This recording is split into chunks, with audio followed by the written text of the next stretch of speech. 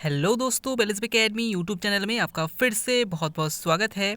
दोस्तों, आज के इस वीडियो में हम पर्यावरण के मोस्ट इंपॉर्टेंट क्वेश्चंस को सॉल्व करने वाले हैं, जो कि आपके यूपी टेट 2021 साथ ही साथ आपके जूनियर सुपर टेट के लिए मोस्ट इंपॉर्टेंट है। दोस्तों, इस वीडियो में मैंने सारे क्वेश्चन सेलेक्टेड लिए हैं, जो कि आपके सिलेबस पर बेस्ड होंगे, साथ ही साथ आपके प्रीवियस ईयर क्वेश्चन पर बेस्ड होंगे। तो वीडियो को ध्यान से देखिएगा और वीडियो के लास्ट में मुझे जरूर बताइएगा कि आज के इस वीडियो में आपके कितने क्वेश्चन सही हुए।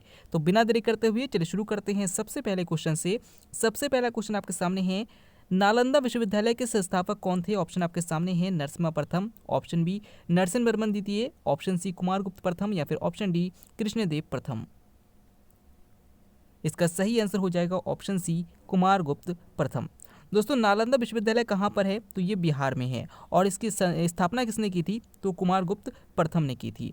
अच्छा, नरसिंह वर्मन प्रथम ने क्या किया था? तो याद रखिएगा, उड़ीसा में जो कोणार्क का सूर्य मंदिर है, इसका निर्माण नरसिम्हा प्रथम ने करवाया था। अगर आपसे पूछा जाता है कि भैया जो कांची का कैलाश मंदिर है, उसे किसने बनवाया था? तो नरसिंह वर्मन द्वितीय ने बनवाया था। और अगर आपसे पूछा जाता है एलोरा का कैलाश मंदिर किसने बनवाया था? तो कृष्णदेव प्रथम ने बनवाया था। तो ये सारे क्वेश्चन इंपॉर्टेंट है, याद रखिएगा। अगला क्वेश्चन है, भारतीय संविधान के किस भाग में आपातकाल का प्रावधान है? ऑप्शन आपके सामने है, भाग 3, ऑप्शन बी भाग 4, ऑप्शन सी भाग 20 या फिर ऑप्शन डी भाग 18। इसका सही आंसर हो जाएगा ऑप्शन डी भाग 18। दोस्तों, भारतीय संविधान के भाग 18 में आपातकाल का प्रावधान दिया गया है, जिसमें 3 अनुच्छेद इंपॉर्टेंट है, अनुच्छेद 352, अनुच्छेद 356 और अनुच्छेद 360। ठीक है ना। भाग 3 में क्या दिया गया है? तो याद रखिएगा, भाग 3 में मूल अधिकार दिए गए हैं, भाग 20 में संविधान संशोधन का प्रावधान दिया गया है और भाग 4 में नीति निर्देशक तत्वों को दिया गया है। तो ये सारे क्वेश्चन भी इंपॉर्टेंट है, याद रखिएगा। अगला क्वेश्चन है, पारादीप अवस्थित है, आपको बताना है कि पारादीप बंदरगाह जो है वो किस राज्य में स्थित है? ऑप्शन आपके सामने है, महाराष्ट्र राज्य में, ऑप्शन बी केरल राज्य में, ऑप्शन सी उड़ीसा राज्य में या फिर ऑप्शन डी आंध्र प्रदेश राज्य में। इसका सही आंसर हो जाएगा ऑप्शन सी उड़ीसा राज्य में। दोस्तों, उड़ीसा में पारादीप बंदरगाह स्थित है। याद रखिएगा, महाराष्ट्र में मुंबई बंदरगाह स्थित है, केरल में कोच्चि बंदरगाह स्थित है और आंध्र प्रदेश में विशाखापत्तनम बंदरगाह स्थित है। अगले क्वेश्चन को बढ़ते हैं। अगला क्वेश्चन है, कौन सी जनजाति दिवाली को शोक का त्योहार मनाती है? ऑप्शन आपके सामने है, मुंडा, ऑप्शन बी खासी, ऑप्शन सी भील या फिर ऑप्शन डी थारू। इसका सही आंसर हो जाएगा ऑप्शन डी थारू। दोस्तों, जो थारू जनजातियां होती है, वो दीपावली को शोक का पर्व के रूप में मनाती है। ठीक है ना। अच्छा, अगर आपसे पूछा जाता है थारू जनजातियां सबसे अधिक कहाँ पाई जाती है, तो याद रखिएगा उत्तर प्रदेश में पाई जाती है। अगर आपसे पूछा जाता है मुंडा जनजाति सबसे अधिक कहाँ पाई जाती है, तो बिहार में पाई जाती है। अगर आपसे पूछा जाता है खासी जनजातियाँ कहाँ पाई जाती है, तो मेघालय में पाई जाती है और भील जनजातियाँ जो है वो मध्य प्रदेश में पाई जाती है। ये क्वेश्चन भी पूछे जाते हैं, याद रखिएगा। अगला क्वेश्चन आपके सामने है, भारत का सबसे बड़ा रबड़ उत्पादक कौन सा राज्य है? ऑप्शन आपके सामने है, Karnataka, option B Andhra Pradesh, option C Kerala या फिर ऑप्शन डी तमिलनाडु। इसका सही आंसर हो जाएगा ऑप्शन सी केरल। दोस्तों, केरल में सबसे अधिक प्राकृतिक रबड़ पाए जाते हैं, कर्नाटक में सबसे अधिक कॉफ़ी पाया जाता है, आंध्र प्रदेश में सबसे अधिक हल्दी की खेती की जाती है और तमिलनाडु की बात करें तो इसमें सबसे अधिक चाय की खेती की जाती है। अगले क्वेश्चन की ओर बढ़ते हैं। अगला क्वेश्चन है, भारतीय दलहन अनुसंधान संस्थान कहाँ पर स्थित है? ऑप्शन आपके सामने है, कानपुर में, ऑप्शन बी लखनऊ में, ऑप्शन सी फैजाबाद में या फिर ऑप्शन डी वाराणसी में। इसका सही आंसर है ऑप्शन ए कानपुर में। दोस्तों, भारतीय दलहन अनुसंधान संस्थान कानपुर में है और ये क्वेश्चन बहुत पूछा जाता है। अगर यूपी का एग्जाम आप देते हैं तो आपके लिए मोस्ट इंपॉर्टेंट है, याद रखिएगा। अगले क्वेश्चन को बढ़ते हैं। अगला क्वेश्चन है, इवनिंग स्टार किस ग्रह को कहते हैं? ऑप्शन आपके सामने है, बृहस्पति, ऑप्शन बी मंगल, ऑप्शन सी शुक्र या फिर ऑप्शन डी शनि। इसका सही आंसर हो जाएगा ऑप्शन सी शुक्र। दोस्तों, शुक्र ग्रह को इवनिंग स्टार, मॉर्निंग स्टार, पृथ्वी की बहन, इन सब नामों से जाना जाता है।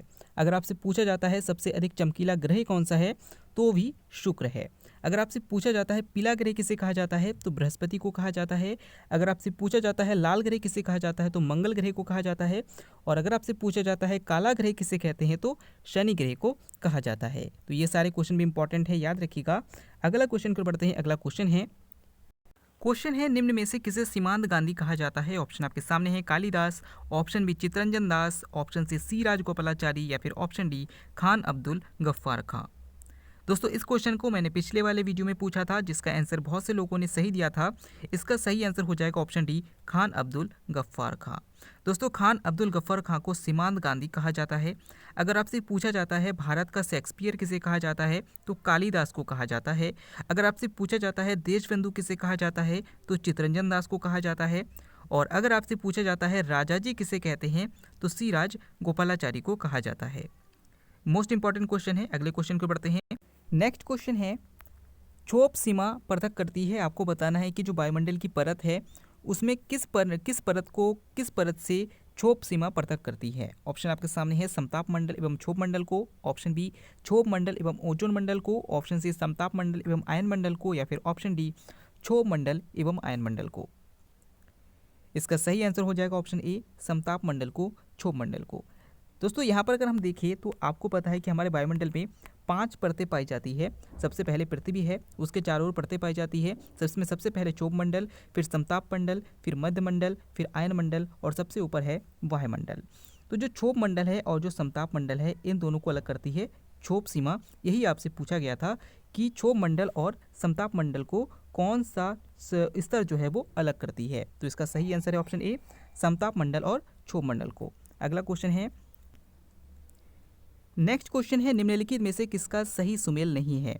आपको यहाँ पर ये बताना है कि जो चक्रवात को विभिन्न देशों में किस किस नाम से जाना जाता है, दिए गए ऑप्शन में से कौन सा गलत है। ऑप्शन आपके सामने है, West Indies hurricane, option B Japan typhoon, option C संयुक्त राज्य अमेरिका विली विली, या फिर ऑप्शन डी बंगाल की खाड़ी चक्रवात।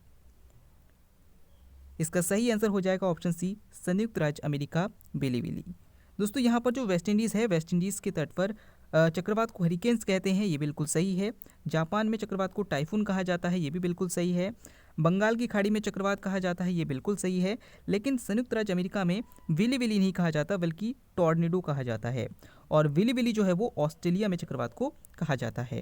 तो ये क्वेश्चन, कई सारे क्वेश्चन यहाँ से आपके तैयार होते हैं, याद रखिएगा। अगला क्वेश्चन आपके सामने है, मानव के पाचन तंत्र में पाचन की प्रक्रिया कहाँ से प्रारंभ होती है। ऑप्शन आपके सामने है, ग्रसिका, ऑप्शन बी मुखगुहिका, ऑप्शन सी ग्रसनी, या फिर ऑप्शन डी आमाशय। इसका सही आंसर हो जाएगा ऑप्शन ए, मुखगुहिका। दोस्तों मनुष्य के शरीर में पाचन क्रिया मुख से प्रारंभ हो जाती है, यानी कि मुखगुहिका से प्रारंभ हो जाती है। आपको पता है कि आपके मुख में जो है वो एंजाइम पाया जाता है, जो लार होता है, लार में टाइलिन एंजाइम पाया जाता है, और ये क्या करता है, ये कार्बोहाइड्रेट का पाचन करना प्रारंभ कर देता है। यानी कि मनुष्य के मुख से ही पाचन क्रिया प्रारंभ हो जाती है। अगर आपसे पूछा जाता है कि जो आमाशय है, आमाशय में कौन सा अम्ल पाया जाता है जो भोजन के पाचन में सहायता करता है, तो याद रखिएगा HCl पाया जाता है, यानी कि हाइड्रोक्लोरिक अम्ल पाया जाता है। अगले क्वेश्चन की ओर बढ़ते हैं। अगला क्वेश्चन है, कोशिका में निम्न में से कौन सी पाचन थैली कहलाती है। ऑप्शन आपके सामने है, गाल्जिकाय, option B mitochondria, option C ribosome, या फिर ऑप्शन डी लाइसोसोम। इसका सही आंसर हो जाएगा ऑप्शन डी, लाइसोसोम। दोस्तों कोशिका की आत्महत्या थैली या फिर पाचन थैली लाइसोसोम को कहा जाता है।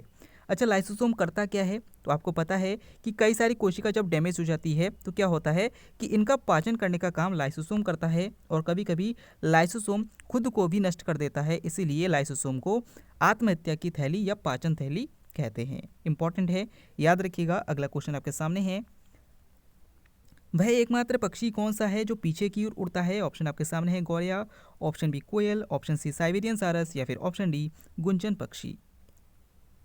इसका सही आंसर हो जाएगा ऑप्शन डी, गुंजन पक्षी। दोस्तों एकमात्र पक्षी जो पीछे की ओर उड़ता है वो गुंजन पक्षी है।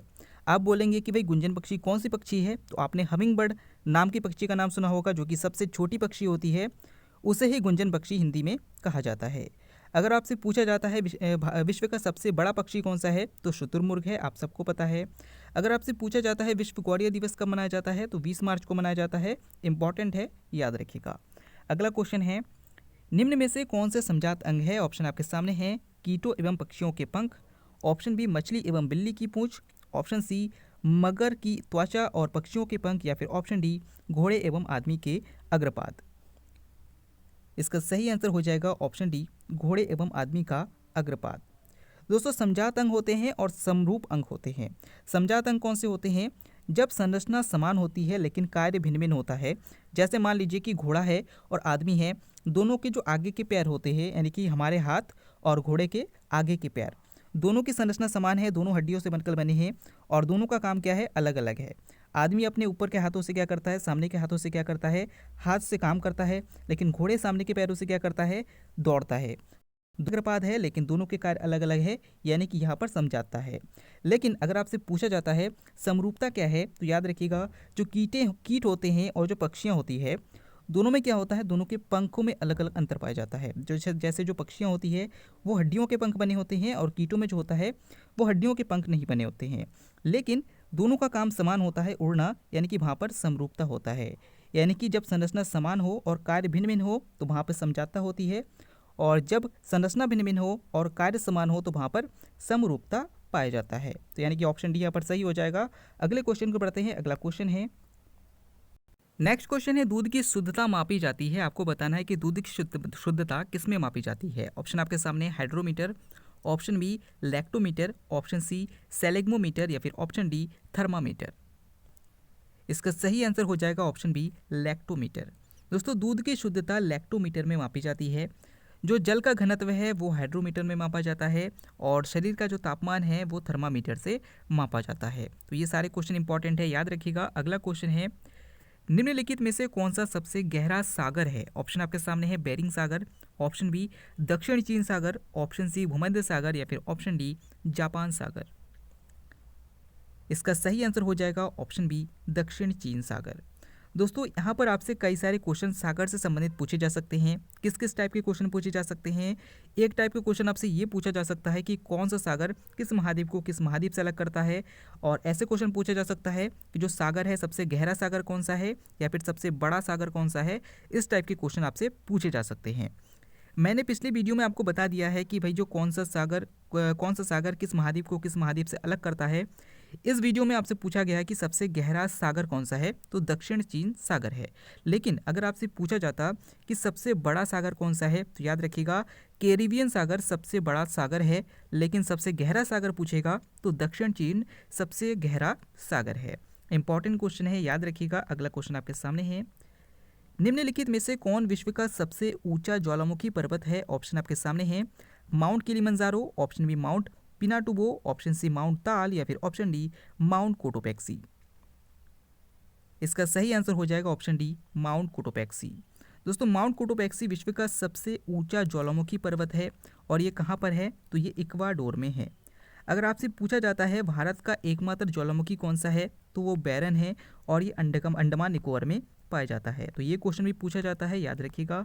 अगला क्वेश्चन आपके सामने है, किसी स्थान का मानक समय यानी कि स्टैंडर्ड टाइम निर्धारित करने का आधार क्या होता है। ऑप्शन आपके सामने है अक्षांश रेखा, ऑप्शन बी देशांतर रेखा, ऑप्शन सी अंतर्राष्ट्रीय तिथि रेखा या फिर ऑप्शन डी प्रधान मध्याह्न रेखा। दोस्तों इस क्वेश्चन के आंसर आपको हमें कमेंट के द्वारा देना है। अगर आप टेलीग्राम पर जुड़ना चाहते हैं तो डिस्क्रिप्शन में लिंक दिया गया है, वहां से आप टेलीग्राम ग्रुप को ज्वाइन कर सकते हैं। अगर आपने चैनल को सब्सक्राइब नहीं किया तो चैनल को सब्सक्राइब कीजिएगा, अपने दोस्तों को वीडियो को शेयर कीजिएगा।